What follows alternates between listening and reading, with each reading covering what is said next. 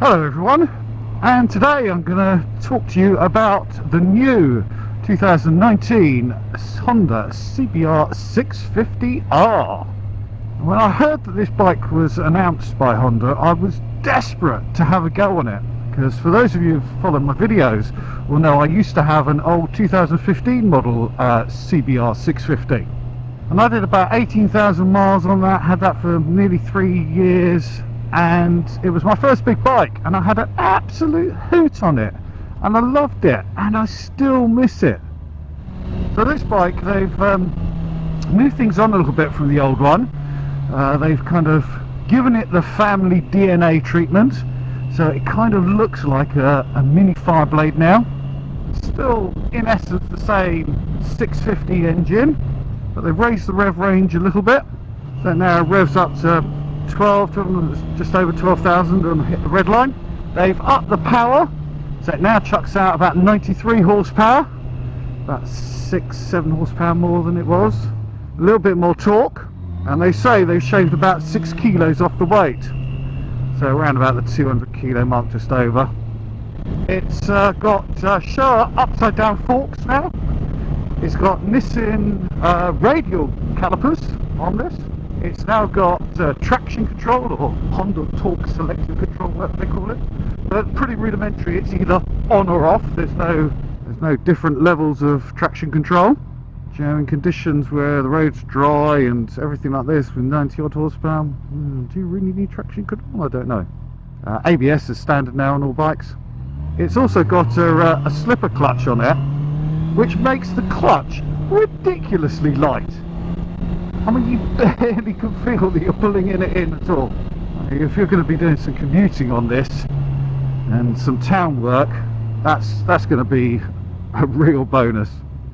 I think this also has a quick shifter. Feels like it. Let's try. Yeah, it does. So Honda are charging about £7,700 for this. That's quite expensive. What I do love about this bike, the reason why I bought my 650 is because this is an inline 4. So here we are at about 70 miles an hour on the motorway. We're about 5,000-ish revs. I'm saying about that because this new LCD display is really difficult to read, but more of that a little bit later. So the riding position is very similar. It's kind of soft sports bike. Knees up and feet slightly swept back, not too aggressively. Clip-ons, drop down. Again, it's not like massive hunched over the tank. It's enough to be sporty, but not to be massively uncomfortable. A bit like I've noticed with my new Fireblade, the frontal area, the fairing, is a lot smaller than on the old bike. So I am feeling the wind coming off, but it's very, very smooth air. It's not turbulent. And at motorway speed, what that does is you get a nice wind blast which kind of hits you just nicely in the chest and takes a little bit of weight off the wrists. So you can see that here, and you can probably hear that I'm in the wind flow. If I drop down a little bit, that gets a little bit turbulent there. So you just want to be sat up here, and very, very pleasant.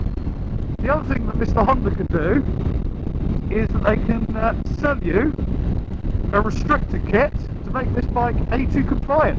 Because for those of you looking to step up but only got an A2 license, you can pick yourself up one of these, and then once you get an unrestricted license, just take the restrictor kit off, and you've got effectively a new bike with the extra power.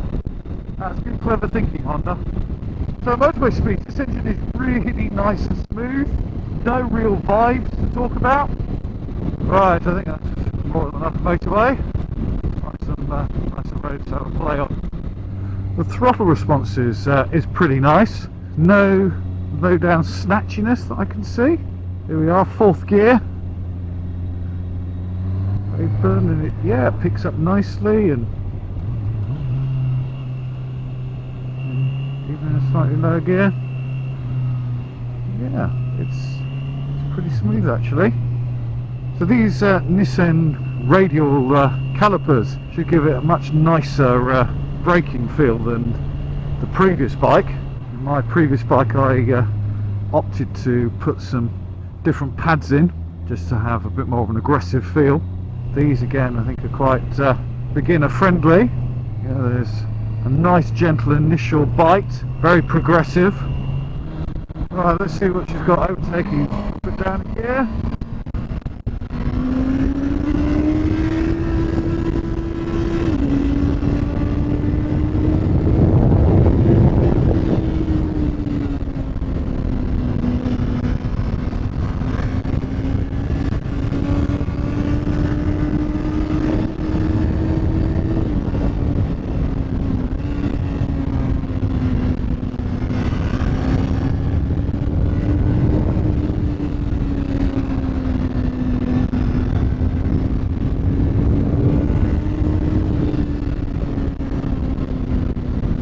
Oh yeah.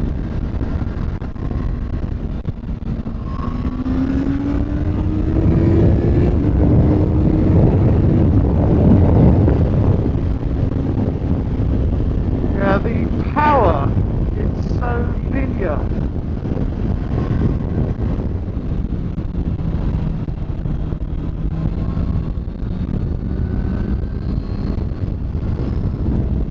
There, that was in 5th gear just there.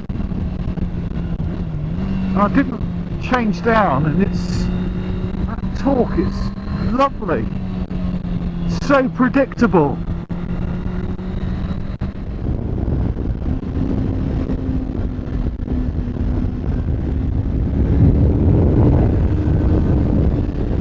It does feel very light and nimble on these sorts of roads.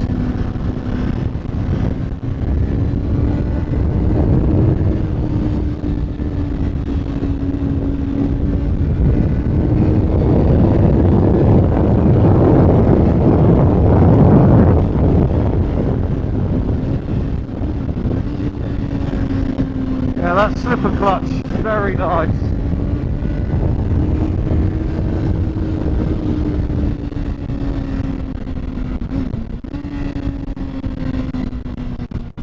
Really smooths out, quite aggressive down changes.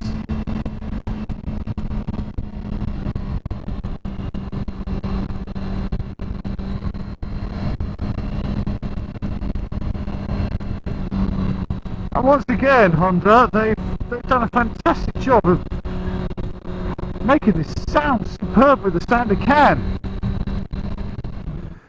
So here you can see how they've used the Honda DNA to make this look like a mini Fireblade. That front, very aggressive, LED lighting all round, looks really nice. Looks like a proper sports bike, great side profile. Here you can see the Nissan radial calipers, the upside down forks, love the bronze engine casing, headers look great, the mid-exit exhaust. It looks like a proper sports bike. With a tail tidy, the back will look nice as well. They do it in the same colours as the Fireblade, the standard Fireblade, this Grand Prix red, and also the matte black. If we get on board, you can see with the clip-ons, they're non-adjustable, the forks, but standard Honda switchgear. This is probably my biggest bone of contention. On the old CBR650, I thought the monochrome display really dated the bike, and this is a much smarter, much nicer display.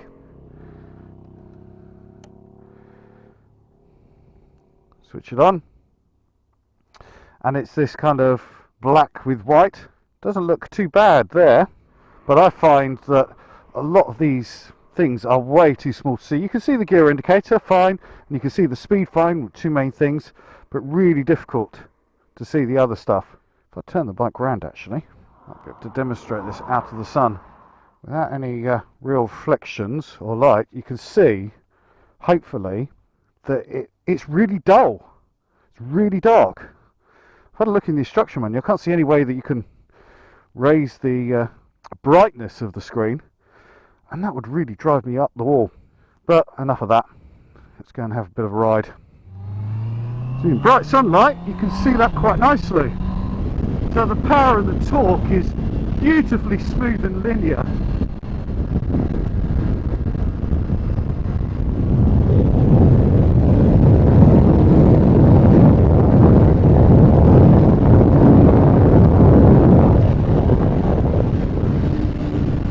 It handles really sweetly, tips in quite nicely,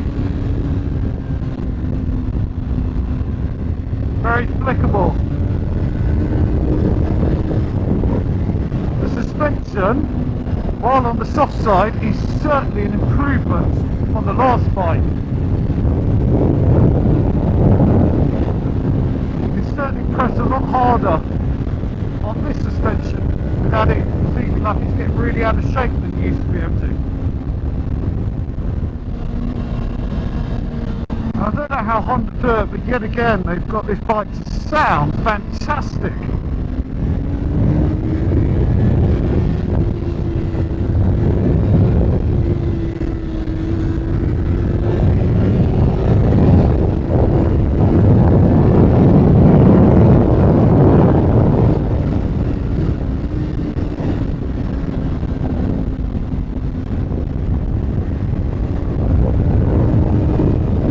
Loves to be revved.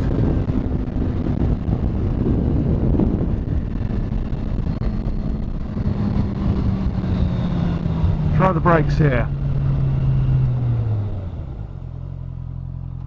There you can see good stopping power for a bike with this sort of power.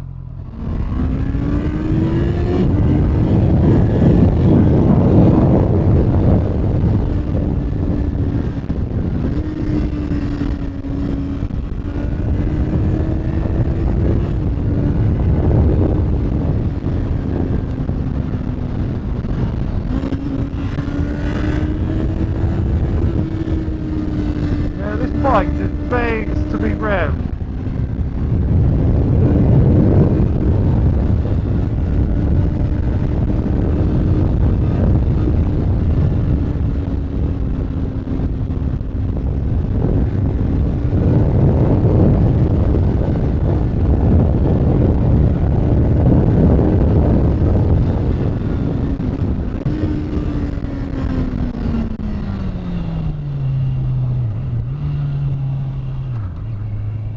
And that's a feature as well, that when you brake really hard and aggressively, it puts the hazard warning lights on, as it just did then. So you can just have a load of fun on a lovely road like that, and then come into a built-up area, 30 miles an hour, 4th gear, soft as a little pussycat.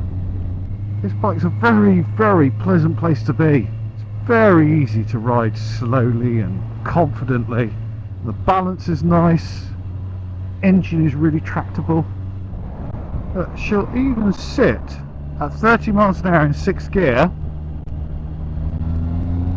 and wind on, and she pulls cleanly. Okay, it's not ripping your neck off acceleration, but it's just got that urge and tractability. Anyone could ride this bike. It is so easy and forgiving. You might be able to see now this dashboard how dark and dim it is now we're out of the sunlight. That is a massive, massive fail. With the tinted visor, really difficult to see anything that's going on apart from roughly where the rev counter is, what gear I'm in, and the speed.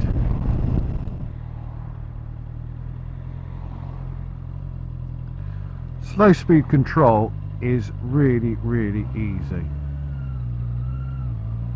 As I said, it's not a particularly heavy bike, feels very well balanced, and with that light clutch it's so easy just to drag the rear brake and control your speed, and really is a piece of piss to ride in town and urban areas.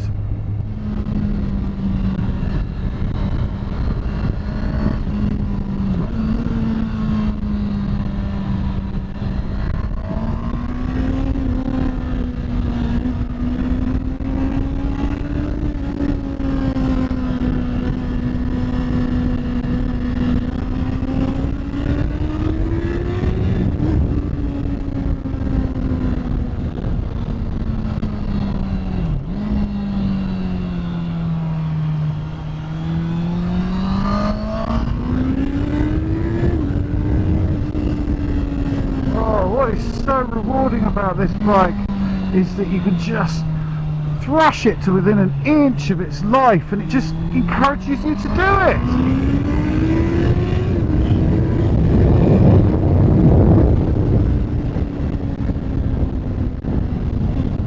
And because it's only got 90 horsepower, you're doing it on these sorts of roads and you're having loads of fun wringing its neck, but you're not doing stupid speeds. This bike makes so much sense on Britain's roads, and particularly Twisty B roads, because you can use all its power. So how would I sum this bike up? Well, I would sum it up by saying it's a really solid all-rounder. You've got a one bike garage, you want to use something most days, do a bit of commuting on it, yep, you can do it on this. It's not going to cripple you. Okay, it's not the most comfortable, but it's not going to cripple you. Very tractable, smooth engine, light clutch, easy to slow manoeuvre. Yeah, going in and out of central London on this every day, no problem whatsoever. Quite narrow, easy peasy. You could probably do a little bit of light touring on it. You know, I used to get quite a bit of luggage on my old 650. Yeah, it'll do motorways quite comfortably. The air blast coming off, nice and smooth. And it will also put a massive smile on your face for a bit of B-road scratching. You know, a nice summer's day, want to go out, you can really wring its neck, constantly with the throttle at its stop, having lots of fun, and not at speeds where you're thinking, holy Christ, £7,700. It is a little bit pricey, but it is a Honda. You know it's going to start every morning. But if you factor in that a more powerful sports bike is going to be a lot more expensive, you know, 10 plus grand, you're going to have a lot of fun on this. You know, if you're a A2 license holder, pick up one of these, shove the restrictor kit on, and then lo and behold, once you get a full license, you unleash all the extra power. It's like having a new bike. This bike really is everything that I would have loved my previous CBR650 to have been. This is a better bike than the previous model in every single aspect. It's a bit sharper, it's a bit lighter, it's more powerful, and it's more fun.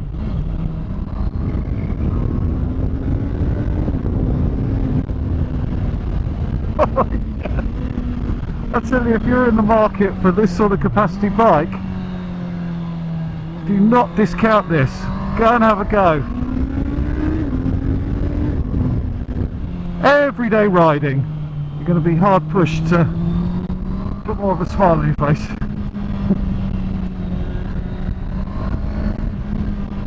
So there's my quick down and dirty first ride of this CBR650R. Hope you've enjoyed it, hope it was useful. As ever, please put your comments in the boxes below. In the meantime, safe riding out there, keep it rubber side down, and I shall speak to you very soon. Cheers.